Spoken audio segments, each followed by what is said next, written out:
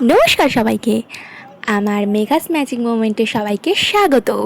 তো আজকে বানাতে চলেছি লেমন চিকেন।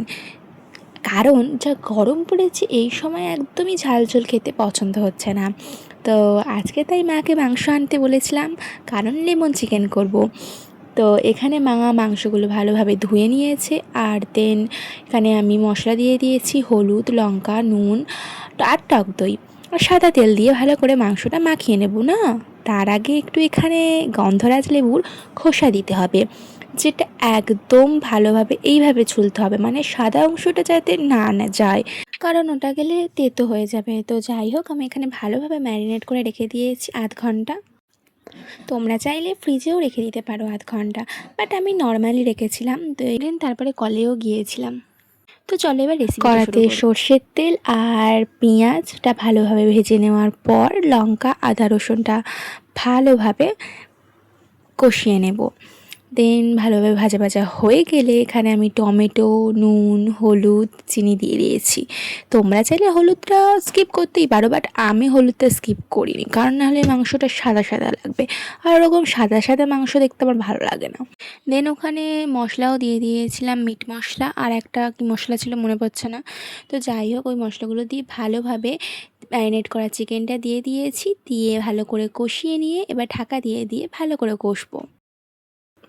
আর দেন আমি এবার একটু আলু দিয়ে দিয়েছি, আর আলুটা দেওয়ার পর আবার আমি ঢাকা দিয়ে দেবো, আর হ্যাঁ, একটু লেবুর রস দিয়ে।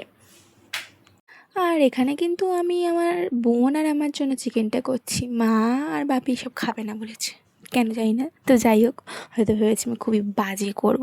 তো যাই হোক, কথা বলতে বলতে এখানে জলও ফুটে গেছে, তো আমি ওই মশলার একটু জল দিয়ে দিয়েছি, দেন কাঁচা লঙ্কা আর লেবুটা দিয়ে দিয়েছি, দিয়ে একটুখানি ফুটেই নিয়েছিলাম। দেন আমার লেমন চিকেন একদম রেডি। এটা তো খেতে বেশ ভালোই লেগেছে। এখানে আমি একটু লেবু দিয়ে কী করছিলাম আমি জানি না, কিন্তু আমার ভালো লেগেছিলো এরকম করতে। দেন যাই হোক, এখানে আমি এবার খেতে বসেছি। এবারে খাওয়ার পালা। আমার হনেস্ট রিভিউ বলবো, আমি গরমকালে বেশ ভালোই লেগেছে, টকটক।